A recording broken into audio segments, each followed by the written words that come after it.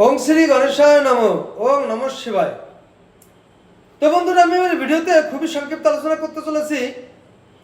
আমরা অনেক ব্যক্তি, সাধক ব্যক্তি, নারী পুরুষ নির্বিশেষ, অনেকেই আমরা নানান ক্রিয়াকর্মের জন্য বা নানান কারণে আমরা অনেককে অনেক বাধ্য এবং বশীভূত করে থাকি। তো এই বশীভূত বা বাধ্যে আনার জন্য আমরা অনেকেই নানা রকম মন্ত্রতন্ত্র, হোমাদি, যজ্ঞাদি করে থাকি। তো এই বাধ্যে আনা এবং বশীভূত করার জন্য আমি আমার ভিডিওতে খুবই শক্তিশালী এবং পাওয়ারফুল একটি টোটকার কথা আলোচনা করতে চলেছি।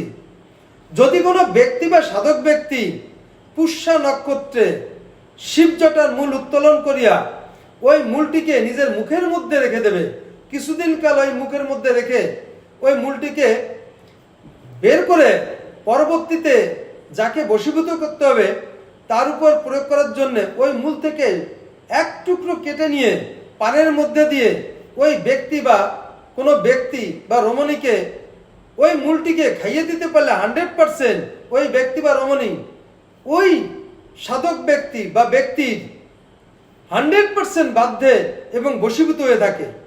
তো বন্ধুরা, এই ছিল আমার এই ভিডিওর মূল সংক্ষিপ্ত আলোচনা। নমস্কার।